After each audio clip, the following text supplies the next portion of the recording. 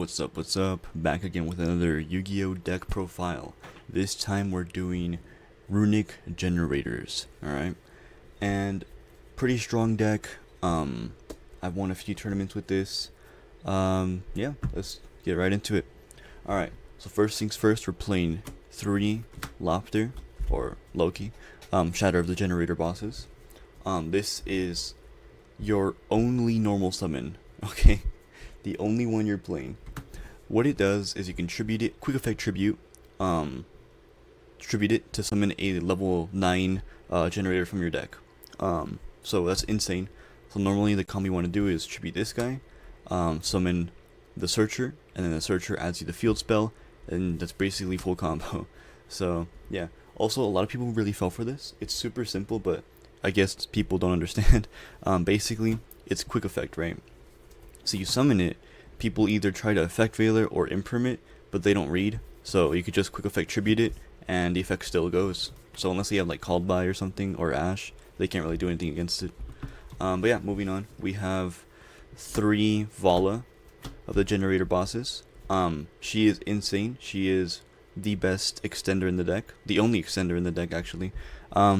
Basically, if she's in your hand or graveyard, you can send another generator from your hand to the graveyard, and summon her, either from the graveyard or hand. And if she is summoned like that, she gets banished when she leaves the field, which is not a problem because we have Xyz monsters, and if you put on an Xyz monster, that effect gets removed, so you're good.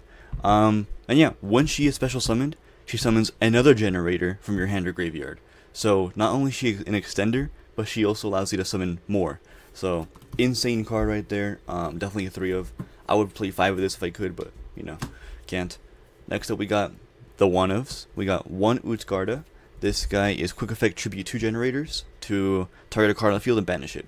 Pretty simple. This which one to like summon off of anything else. If you open this, it's alright. But you don't really want to see the big monsters. Mardell, insane card, one of the best cards in the deck. I was playing 2 of this card, but I couldn't really find anything to get rid of for the second one, so I had to like swap it out, you know. But yeah, when she's summoned, you can search for a generator card or a plant card, but we don't play any plants, so just search for a generator card. Anything you're missing, perfect. There you have it. Next one, Hela. Hela is a revive by tributing another generator or herself. You can target a generator in your graveyard, and then you can summon it in defense. So that's pretty good. Just revival. Every deck needs that.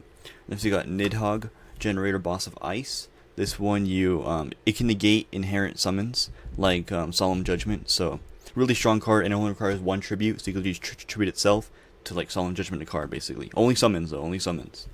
All right. Next up, we got a 2 of actually Har, generator boss of storms. This is the boss monster for the deck. All right. This is an Omni negate, and when your opponent would add a card from their deck to their hand, they are forced to discard 1 monster. So basically, you're making them go -1 every single time that they search. Really strong. I don't know if you want to play more than 2. I think 2 is like the perfect number. If they remove 1, then you can still have another one. You know. Moving on to the hand traps, we got 2 effect veiler. The reason we're only playing 2 here is because there's still a lot of Bystials going around, and if you use this, you're kind of just helping them out. And other stuff too, it's just not as good. It can get called by, you know. But the main reason why we play this is to normal summon it, actually. Since we hardly normal summon, you can normal summon it next to a level 9 generator to make your Soul Supreme Sovereign Chen Ying, which is pretty good. I would summon Baron off of that, but Baron is banned in the TCG. In Master Duel, go for it. This whole deck is legal, except for Baron, so all good. Go for it, man. And next we got 3 Ash Blossoms, one with a different artwork. I couldn't find my other ultra rare, so there you have it. 3 Ash. Just negates, pretty good card. Next we got 3 Molcharmies. We got 2 Full Willows and 1 Meows. I would definitely bump these up. I can't really find the space for any of them. If I were to, I'd probably remove the effect veilers just because they're not really that good. And maybe even Ash, because lately it's been like not as good as it used to be. It used to be like instant win pretty much, but now it's just like lowered in power. Anyways, so yeah, 3 Molcharmies. We got 3 Nibiru, really strong card in this format. Definitely want to see this in your opening hand, going second. Even going first, if you have this in your hand, you know you're safe. It's a good card, great card. Just clears the whole board. Easy, really strong card. Really good, really good. Anyways, moving on to the traps, we got Imperm, Imperm, and Imperm. These are the traps. These are all the traps. There's only 3 Imperms. Imperm, really strong card, going first and going second. Going first, you can negate a card. Going second, you can negate a card. Really strong, as long as you control the cards. Really good, really good, really good. And if you want to set it, you can. So, really strong card. It cannot get called by, so even better. Next, moving on to the spells, we got 3 Generator Boss Stage. This is like the heart and the soul of the deck. If this gets negated, you're kind of cooked. But if you have recursion, or I mean, if you have some sort of like comeback, if it gets negated, you're fine. But as long as you can get your boss monsters out, you're good. This card is extremely strong. It allows you to summon, if your opponent adds a card from the deck to their hand, like drawing, you get to summon any generator from your deck in defense position. Then if you summon it during your opponent's turn, you can summon as many tokens as possible. So, really strong card, heart and soul of the deck. And you basically got to add it by Mardell's effect. So, yeah, really good cards. We got 2 Runick Tip. The Runick cards, they're a bit toxic, I know, but they're really good for this deck, and I feel like it's just what it needs since it can't really do much else. So it's actually, this deck is really strong thanks to the Runick cards, and I'll show you one here in a second. So we got 2 Runick Tip, allows you to search, and all the Runick cards have the ability to summon a Runick from extra deck, so that's really strong. We got 2 Destruction for all the Labyrinth players that I come across. There's so many of them. And yeah, banishes top 4 from the top of the deck and can also summon a Runick card, so really strong. Next up we got 1 Freezing Curses, 1 Flashing Fire, and 1 Golden Droplet. The Droplet, I'd actually bump this one up to 2. You're probably thinking it's like the worst one out of all of them, but in generators, a lot of cards benefit from your opponent drawing cards. So if you force them to draw a card, then you can just pop off, you know. This card is for destroying a card. This card's for negating a card, so it's really strong. And then they all summon from an extra deck, so good cards. Then we got 1 Runick Fountain, only 1, no more than 1. If this gets destroyed, does not matter. If anything, you want it to get destroyed, right? It's kind of like bait, you know. So yeah, good card. Allows for like 3 draws, going second or going first. Really strong. It's insane. It's so dumb. And next we got more of the utilities cards. We got 1 Pot of Prosperity. Allows you to draw a card, and allows you to see the top 6 if you want to. So really good card. The drawback is a little bit annoying, but it's fine. Next we got 1 Talent and 1 Thrust. Pretty self-explanatory. You will be getting negated a lot in this deck, and you don't really want that to happen. So this won't stop you from getting negated, but it'll help you come back from getting negated. Especially just searching out everything that you need. This card, really useful. Both cards useful. Anyways, moving on to the extra deck now. We got, of course, the 5 tokens. The generated tokens, right? They're just in the extra deck, but there they are. And next we got 3 Jormungandr, right? 3 Jormungandr. Really good card here. This deck, man, everyone hates this card so much. Basically, it forces you to like make it like give it a card like to feed the Jormungandr. It's really strong. It's so easy to summon too, and it gains 1,000 attack for each material attached to it.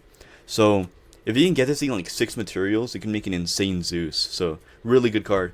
Not only because it's good on by itself, but because of what it can combo into. Really strong, and you want to summon it out with Leviathan or Leviathan. I don't know how you say it, right? Anyways, so basically, she lets you summon this guy from the extra deck, which is insane.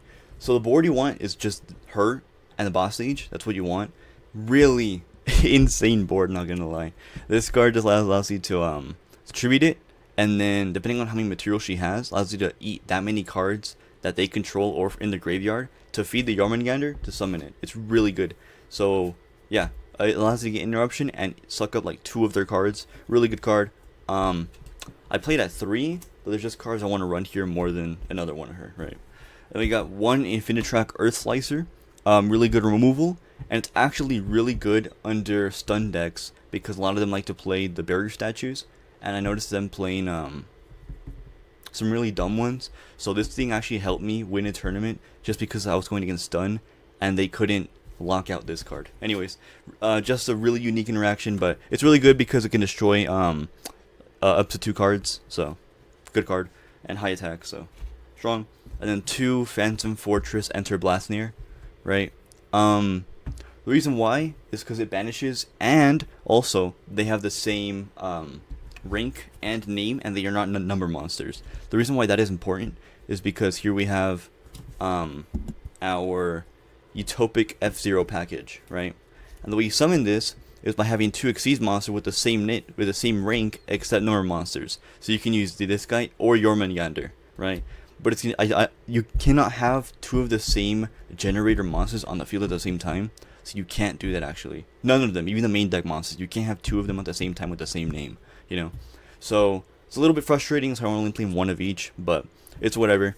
So you can play 2 Phantom Fortress Enter Blastnir, and then the Utopic Future on top of that for a monster negate. Pretty strong. Really good end board piece. That's what you want to see. And then we got the Zeus, of course. You can't go wrong with Zeus. Zeus is really good in this deck actually because of how many Xyz monsters you play. But most of the Xyz monsters are actually just gonna like go away because of your Pot of Prosperity, which is fine, but you don't want to banish Zeus off of that because it's really, really strong. It can make an instant comeback if you like. You can summon it. Anyways, we got 1 Sorceress Supreme Sovereign Shenying.